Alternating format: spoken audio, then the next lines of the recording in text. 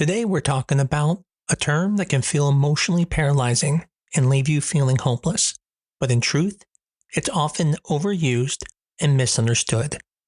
Diminished Ovarian Reserve. Let's break it down so you can drop the stress you don't need. I'm Dr. Mark Amols, and this is Taco Bout Fertility Tuesday.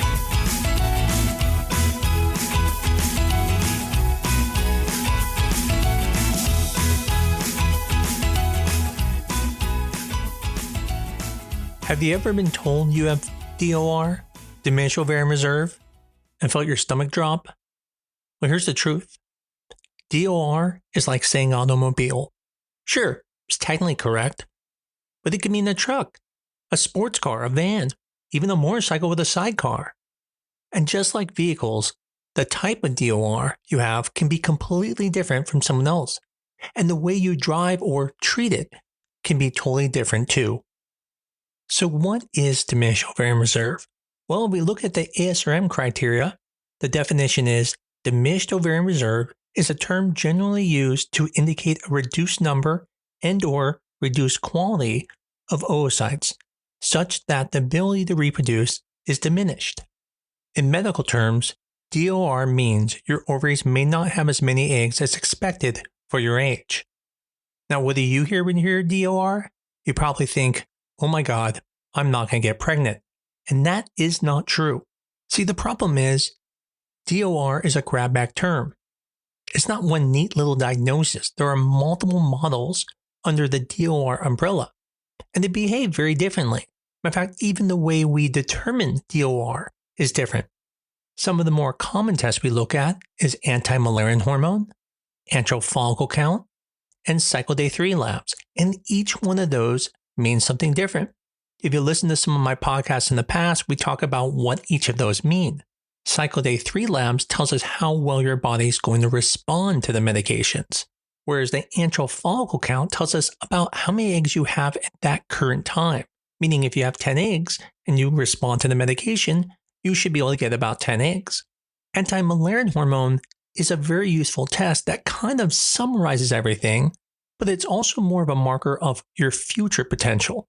So as you can see, if one of these tests are bad, someone's going to label you with Diminished Ovarian Reserve. Matter of fact, even if your age is older, they're going to consider you to have Diminished Ovarian Reserve because that meets the diagnosis of lower egg quality. And that's because we know when women get older, they have reduced egg quality. Not just quantity, but actual quality. So when someone says your eggs are acting 40, it's not saying the quality is that of a 40-year-old because that's based off of DNA of the eggs. They're saying that you may not produce as many eggs as someone your age, but more like someone who is 40. And this is a very important difference because one says you're not going to make as many eggs and you might not have the same quality of IVF cycle as someone else who's younger where they have better fertilization, better blastulation, and better pregnancy rates, but you can still get pregnant. There is no test that can say you can't get pregnant if you're still ovulating every month and have a working uterus because as long as you can release 1 egg, you can technically get pregnant. This is the idea between the analogy of the automobile. By saying the word automobile, you are describing multiple types of vehicle. And that's the same thing that goes on with Diminished Ovarian Reserve. If I told you I was driving an automobile, you would need to say, well, can you tell me more about it? There is no other way you would be able to determine what type of vehicle I'm driving. Well, the same thing goes on with Diminished Ovarian Reserve. There are different types, and the different types are going to affect how you treat it. It's also going to affect the prognosis. So the term DOR tells you a category, but not the specifics. And so you can't sit there and say, well, my friend has DOR and she's having a really hard time. So if I have DOR, I'm going to have a hard time too. That's not true. The question is, what is the reason for your DOR? When I think of DOR, I'm usually thinking of 4 common models: high FSH, low antral follicle count, age-related diminished ovarian reserve, and low AMH. Diminished ovarian reserve due to a high FSH doesn't mean you won't do well. It just means that, like an older car, it needs extra gas. we got to put that pedal to the metal because the ovaries aren't responding well to the stimulation, even with high doses. And so there are protocols we can use that can sometimes give a better response than you would have had with a lower FSH level. It's the comment I always make where I say, in IVF, ovarian reserve is what tells us what to do to help you get there for our first cycle. And then we make adjustments. So we use that ovarian reserve to make decisions on that protocol. If I know someone has a higher FSH level, I may use higher doses of medication. I may use a flare, such as a microdose flare or a Femara flare or even a Clomid flare. But you can be called diminished ovarian reserve, have a high antral follicle count, but because your FSH is 17, that puts you into the diminished ovarian reserve category. If I can get all those eggs to grow, then you're probably going to do well. Now, in the situation where you have a low antral follicle count, but normal anti-Müllerian hormone and normal FSH, this would be like having a smaller gas tank, but still a brand new engine. You might not make as many eggs per cycle, but the quality should be what we'd expect for your age. A perfect example of someone who has low AFC, but would be called DOR, but really doesn't fit the true DOR definition, would be a patient who had surgery for an ovarian cyst and may have lost a lot of follicles because she lost most of her ovary, but the eggs she has are very healthy. In this situation, it doesn't matter how high I go in the dosage, there's only so many eggs I can get per cycle because she's starting with fewer. So yes, she's going to take more cycles to be able to get the same equivalence as someone else her age. And she may get the label of diminished ovarian reserve, but she doesn't really have a very concerning version of diminished ovarian reserve. Now, financially, it's harder because you have to do more cycles. But it's important to know that the label diminished ovarian reserve was only talking about the antral follicle count. Now, for the patients who have a low AMH, maybe younger, that is future risk. That's like a new car with a slightly smaller gas tank. It's not a problem now, but might be a problem in the future. You may be labeled with diminished ovarian reserve, but it may not be a big issue right then. This may push you to go on to freeze your eggs because you're not ready to have kids yet. But technically, if you have a lower AMH and you're just trying and getting pregnant, you really don't have a problem because you only need to make 1 egg per month. And diminished ovarian reserve in this situation doesn't mean you have infertility. Now, if you're someone who has infertility and your AMH level is lower, it's unlikely it's going to be only this one parameter. I can't tell you how many times I see young women who had an AMH drawn by their doctor and then started freaking out when they read everything online. And that's not the same patient who had infertility with a low AMH. They're freaking out that they're not going to be off kids, and that is far from the truth. Yes, do you have diminished ovarian reserve based off a parameter that is usually used in the infertility world? You do. But your diminished ovarian reserve is so much different, and your prognosis is very good. The last model of DOR is the one that most people are worried about. Age-related diminished ovarian reserve. Normal count, maybe even normal FSH, but high aneuploid risk. This is the sports car with a great-looking engine. But when you pop the hood, you find out half the parts aren't working. The issue isn't quantity, it's a quality issue. At age 43 or 44, you can have a beautiful AFC and a good AMH, but most eggs will be chromosomally abnormal. The solution in this situation is going to be quantity. You want more eggs to be able to get more embryos to eventually get to that normal embryo. PGTA is highly recommended in this situation, so that way you know when you get the normal embryo, so you know when you have to stop doing so many cycles. It is very common for women who are more mature to have to undergo multiple cycles. Now, it's possible someone could have all 4 of these models, or maybe 2 of them, or 3 of them. And with each one, there is some more concern. But as you can see, the type of diminished ovarian reserve and defining it matters because it affects the treatment approach. If I treated every diminished ovarian reserve patient the same, it would be like giving every automobile the same maintenance schedule, whether it's a semi-truck or a scooter.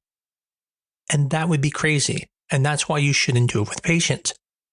If I know someone has an antral follicle count of 3, it might not make sense to use high doses of medications because they're going to waste a lot of money, and we may not get any more eggs.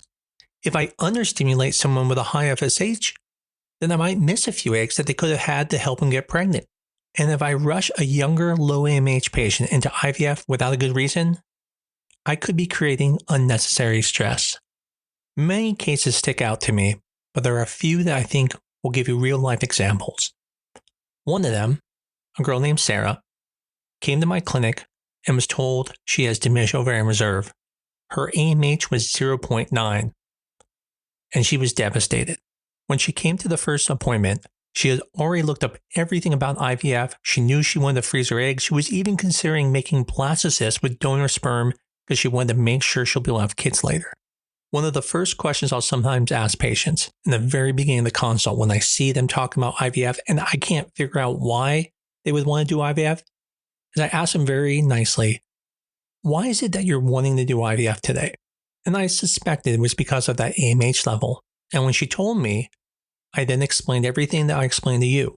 I said to her, even if it was true, the number, I'm still not worried. And I don't even believe the number is correct. And we went in an ultrasound that day and I saw multiple antral follicles.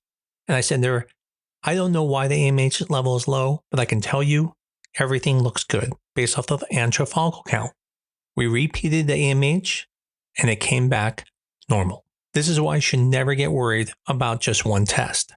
I've also had other examples where patients come in with low AMHs and they have a decent antral follicle count and they only want one kid and they're trying at that time. And I tell them, come back if you haven't got pregnant in 6 months. Another case I think about, and you probably heard me talk about before on another podcast, was a patient of mine who was about 43, 44 years of age. Her name was Sharon. And her AMH was great. It was like 4 point something. Her antral follicle count was like over 40. On paper, it looked amazing. She got a ton of eggs. In the end, we ended up getting some around 50 something eggs. And of those eggs, 40 of them fertilized. And of those, she got 21 embryos. But here's the but. Unfortunately, only one came back genetically normal, meaning euploid. See, in this situation, the egg quality, not the quantity, was the main challenge. She did go on to do another cycle, and we got one more embryo. Unfortunately, that transfer didn't work. And unfortunately, she's never been back to put the other embryo back. I still reach out to her every year, just checking on her. There are many, many other stories. But the most important thing to understand is, if you are given the label of Diminished Ovarian Reserve, DOR, do not think your journey is over. If anything, it gives you a better chance because now the doctor's eyes are wide open so they can look at your cycle and customize the plan to you. So if you're labeled with DOR, the questions you have for your doctor are going to be, 1, which ovarian reserve tests were abnormal for you? 2, is my DOR related to egg number, egg quality, medication response, or a combination? 3, how does this affect my timeline? Meaning, if you're wanting to have kids, do you need to freeze eggs now? What's the best protocol for your specific DOR and why? And then the last part is, do I have time to wait or should I act now? If there's anything I ever see is that patients are not told they have DOR and don't realize this time, they can't wait another year or two. That will make their DOR worse. And so you need to ask your doctor, can I wait? I take a lot of things into consideration when I'm defining that. If they only want one kid, well, then I'd say, listen, it's not unreasonable to wait 6 months. Try. If you don't get pregnant, then we start stuff. But if they tell me they want 3 kids and I know they have diminished ovarian reserve and I know their AMH is low and they're not going to have fertility for many, many years and they already have infertility, I'm going to say you need to start now. And that's the point. Just like an automobile doesn't represent every type of vehicle, DOR doesn't represent everyone. You need to find out which DOR you are. In summary, DOR is a category, not a sentence.